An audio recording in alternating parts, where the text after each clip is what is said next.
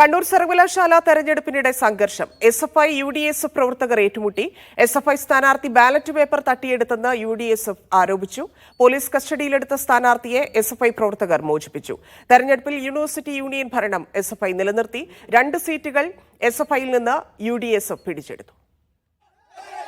വോട്ടെടുപ്പ് ആരംഭിച്ചതിന് തൊട്ടു പിന്നാലെ സംഘർഷവും പൊട്ടിപ്പുറപ്പെട്ടു. വോട്ട് ചെയ്യാനെത്തിയ കാസർഗോഡ് MISC കോളേജിലെ MSF UUC സഫാനെ SFI പ്രവർത്തകർ തട്ടിക്കൊണ്ടുപോയെന്ന് ആരോപിച്ചായിരുന്നു സംഘർഷങ്ങളുടെ തുടക്കം.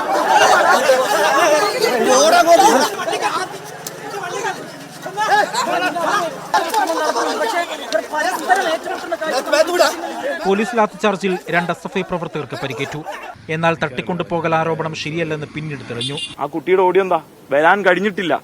എന്റെ വ്യക്തിപരമായ ആവശ്യത്തിന് ഞാൻ ഹൊസൂരിൽ വന്നിട്ടാണുള്ളത്, എനിക്ക് എത്താൻ കഴിയില്ല എന്ന് ഞാൻ നേരത്തെ അറിഞ്ഞിരുന്നു. അപ്പോൾ തട്ടിക്കൊണ്ടുപോയി എന്ന് പറഞ്ഞ വിദ്യാർത്ഥി ആരെ?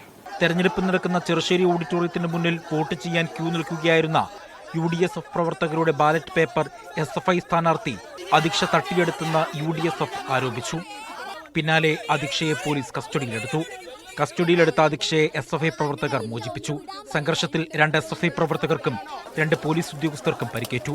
കാസർഗോഡ് നിന്നെത്തിയ UDSF പ്രവർത്തകരുമായി മടങ്ങിയ വാഹനം SFI പ്രവർത്തകർ തടഞ്ഞതോടെ വീണ്ടും അക്രമം.